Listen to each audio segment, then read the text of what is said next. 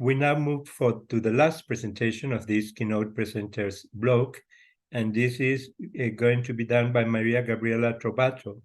Maria Gabriela is Associate Professor at the Norwegian University of Life Sciences at the Faculty of Landscape and Society.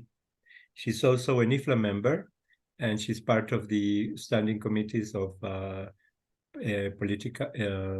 PPP, the Professional Practice and Policy in IFLA.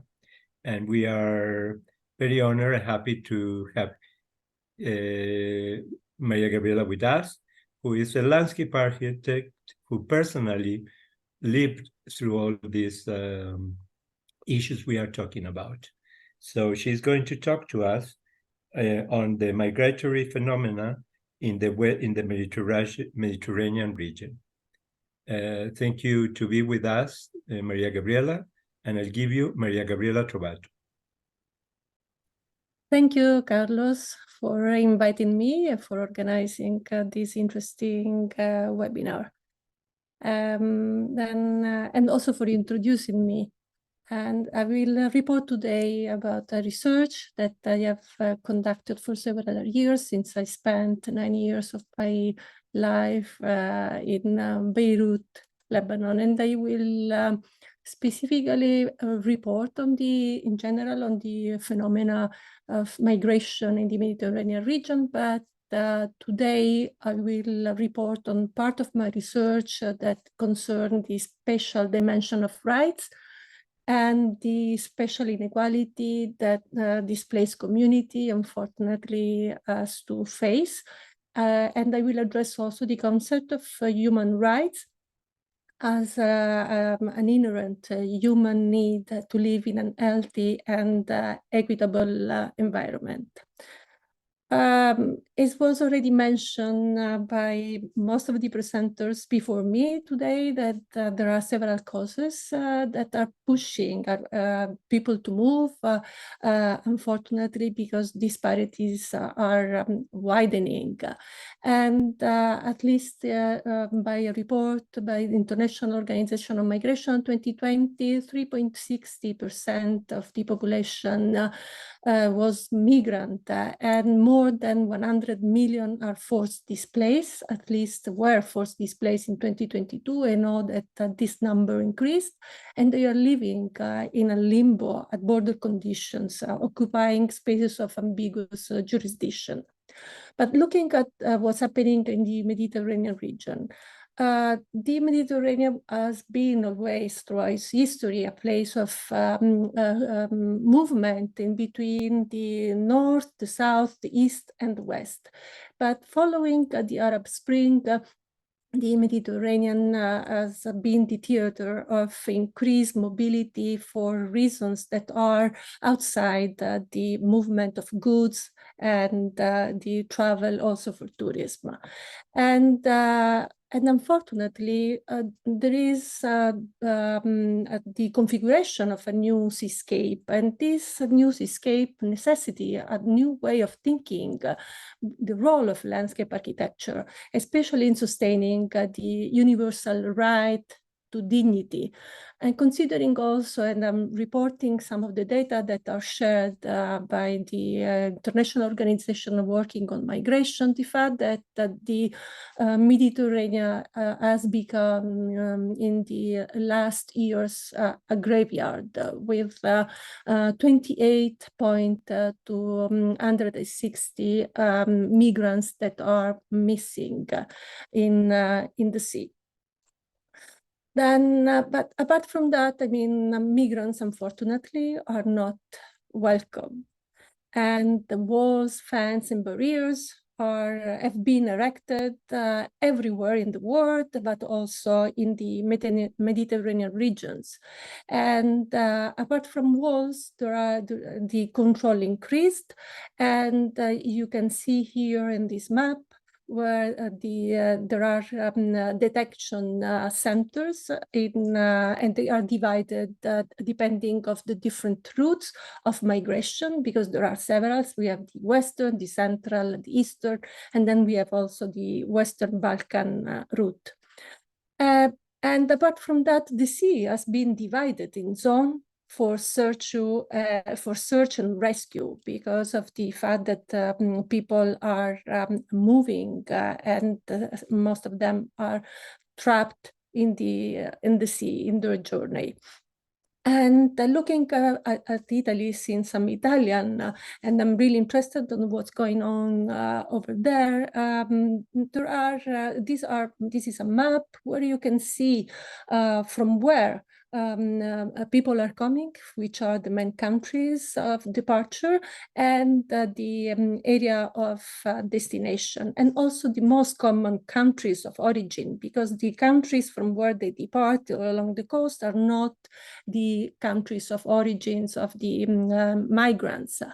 And this has also created, this flow of people has created the organization of dozens of temporary detention centers or camps in several parts of the Mediterranean region. And this is, for example, the case of Italy, but we have also the case of Greece that also has been heavily affected by this flux of migration. But then, as I mentioned at the beginning, I'm really interested in rights and justice. And then I was looking at what does it mean, social justice. And this means really promoting just society by challenging injustice and valuing diversity. But it seems that that's not the case. And the other definition is that social justice is also related to the responsibility to care for the others, that it's also another thing that in reality we don't apply. And then I was looking also at the Universal Declaration of Human Rights, that it's really an important text that we know it exists, but we don't apply, we don't use it. And the fact that everyone has the right to move, to live any country, and to has the right to a standard of living and adequate conditions for health, for the well-being of himself and his family. And there is also the international law on human rights that it's based on respect, protect, and fulfill the human rights. But no matter all of this, migrants, refugees, and asylum seekers, they are mostly considered as liminal persona, and they are nameless, they are excluded from society, and they are really deprived of basic rights and function. Then I was looking at the concept of landscape rights and landscape democracy, and specifically I was looking at the area in which I was living, and then the eastern part of the Mediterranean region, and specifically Lebanon, because Lebanon is a small country, but has the highest percentage of refugees living over there. And unfortunately, Lebanon is passing through a difficult period. It's a country in a timeless crisis. And the last crisis was also created by the Syrian refugees, and Syria and Lebanon has been always kind of brother and sisters with borders that have been always porous. But after the war in 2011, these borders became really strict, and then Syrians that were displaced and then moved to Beirut were trapped in Lebanon. And now there are more than 1.5 million of Syrians that are stuck in Lebanon, and they are in a state of limbo.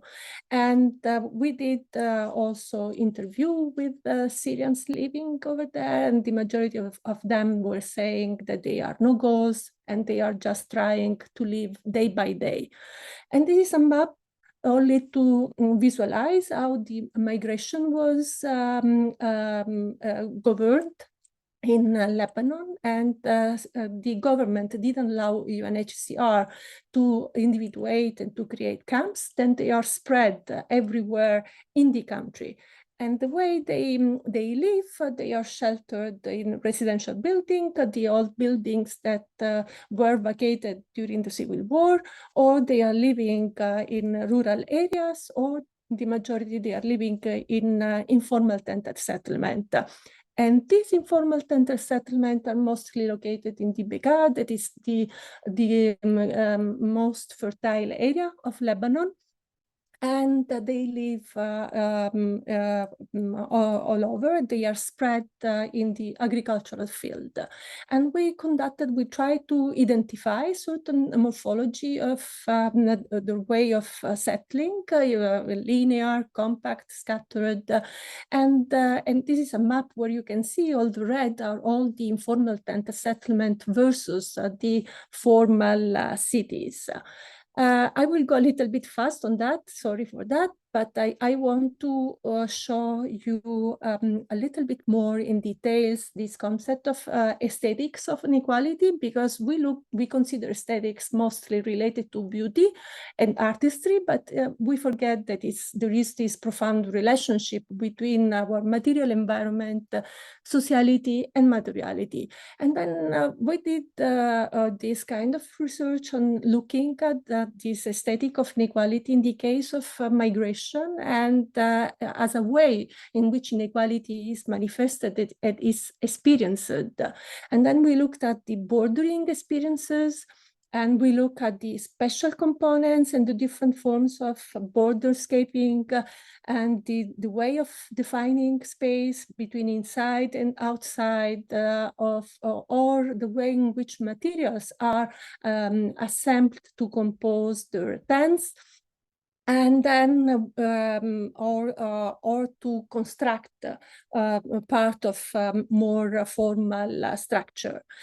And then after that, we looked also a form of adaptations, and then the aesthetic of inequality as a form of adapting their small informal structure to the changes since they are there since 2011, they are still there. And looking also at the shaping, the way they are shaping the space through their memories and the lost landscape, through the pocket gardens and herbs that they retain from Syria. And then, I mean, I think what was really important for us is the fact that there is a need of understanding differently this aesthetic of inequality, and this has to be addressed considering the physical subsistence and the psychological necessity that include also the right to live in dignity and the freedom to define one's own identity. And I want to conclude focusing on the concept of place, because a place is an important aspect of our resistance, and place shape our memories and feelings, and in turns, we shape landscape around us through our experience and actions.